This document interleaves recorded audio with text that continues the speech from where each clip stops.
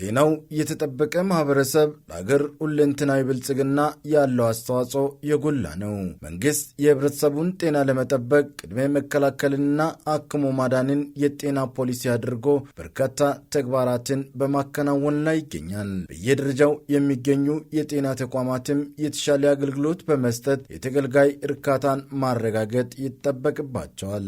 ሰላም ጤና ይስጥልን የፕሮግራማችን ተከታታዮች፣ በዛሬው ዝግጅታችን በደቡብ ምዕራብ ኢትዮጵያ ህዝቦች ክልል በዳውሮ ዞን በታርጫ ከተማ አስተዳደር የሚገኘውን የታርጫ ጤና ጣቢያ የአገልግሎት አሰጣጥ ሂደትን ይዘን ቀርበናል።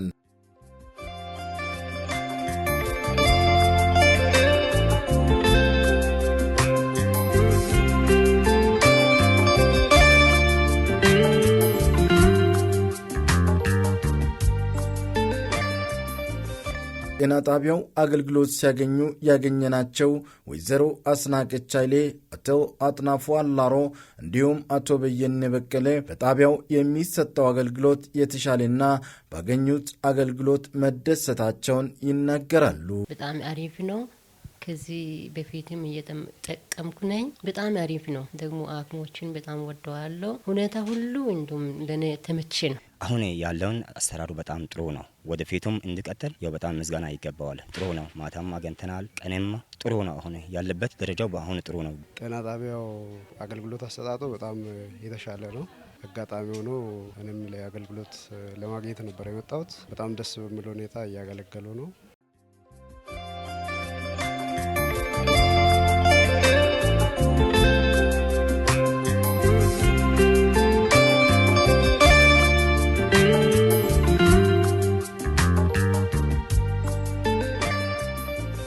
አገልጋዮች በጤና ጣቢያው በተወሰኑ ዘርፎች የሚስተዋለውን የባለሙያ እጥረትና የመስሪያ ቦታ ጥበት ችግር እንዲፈታም ጠይቀዋል። ቦታም ሰፊ አይደለም፣ ግን ያለውን ወደፊቱ ምን መሰለ ያለው ነገር አሁን ይሄንን አሰጣጥ ሙሉ በሙሉ ቦታው አስፈላጊ ነው።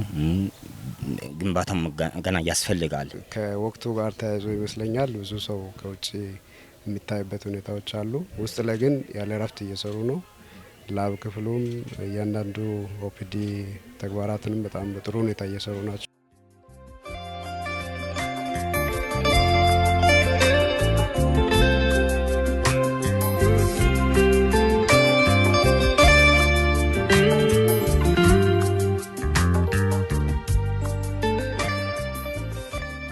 አገልግሎት አሰጣጥ አንጻር ጥሩ ነገር እንዳለ የገለጹት የጤና ጣቢያው ባለሙያ አቶ መንግስቱ ማንዛና የኦፒዲ ክፍል አስተባባሪ የሆኑት ሲስተር ምህረት ግርማ በበኩላቸው ጤና ጣቢያው ለታርጫ ከተማ ነዋሪዎች ብቻ ሳይሆን ከገና ወረዳና ከሌሎች አካባቢዎች ለሚመጡ ተገልጋዮች አገልግሎት ስለሚሰጥ በተወሰነ መልኩ የስራ ጫና እንዳለ ይገልጻሉ።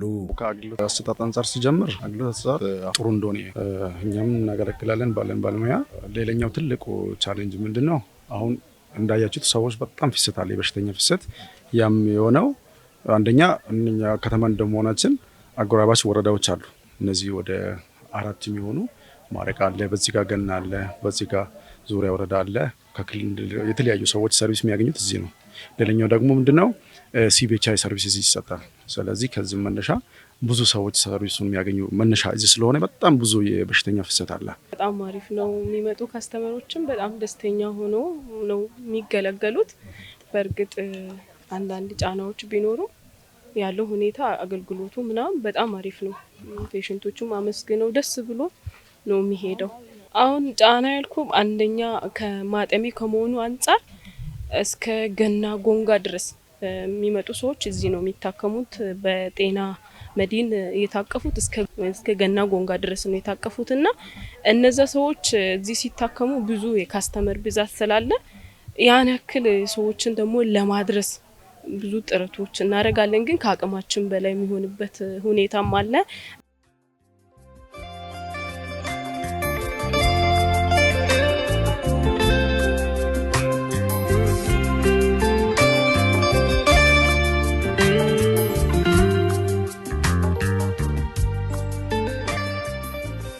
6000 የማህበረሰብ አቀፍ የጤና መድን አገልግሎት ተጠቃሚዎችን ጨምሮ ለበርካታ ተገልጋዮች የሕክምና አገልግሎት እየሰጠ እንደሚገኝ የሚናገሩት የጤና ጣቢያው ኃላፊ አቶ ምንተስኖት መሐመድ በጤና ጣቢያው በፋርማሲና በላቦራቶሪ ዘርፍ የሚስተዋለውን የባለሙያ እጥረት ለመፍታት ከቦርድ ጋር በመነጋገር ላይ እንደሚገኙ ጠቁመዋል። አጠቃላይ ችግር የነበረው ፋርማሲ ባለሙያ ላይ አሁን ላይ የነበረው አንድ ባለሙያ ብቻ ነው። ላቦራቶሪ ላይ 3 ባለሙያ ብቻ ነው። አሁን ደግሞ እኛ እየሰጠን ያለነው 7 ቀበሌ ወደ አሁን ማጤሜ ብቻ ወደ 6000 የማጤሜ ተጠቃሚዎች አሉ። እነዚህ ሰዎች ሪፌራም ጭምር የመጀመሪያው ደረጃ እኛ ጋር ነው የሚያገኙት። ከፋርማሲ ባለሙያና ላቦራቶሪ ባለሙያ ጋር ቦርድ ላይ ጸድቋል። ግን ያው እንደ ክልል አሁን ቅጥሩ እንግዲህ ቦርድ ላይ ጸድቅና ወረዳዎች ስቴፕ ዋይዝ አርጎ እየፈቱን ስለነበረ ምናልባት ቀጣይ በቅርብ ጊዜ ይፈታል የሚል ነገር አለ። እሱንም እንትን ለማለት ኮምፐንሴት ለማድረግ ምንድነው ፋርማሲ ላይ ክልሎች ዲፓርትመንቶች ወደ ፋርማሲ አካባቢ በወክልና አስገብተን መጀመሪያ ፋርማሲ አስተባበሩን ጠይቀን በዛ ልክ ባለሙያዎቹን እያስገባን ያለ።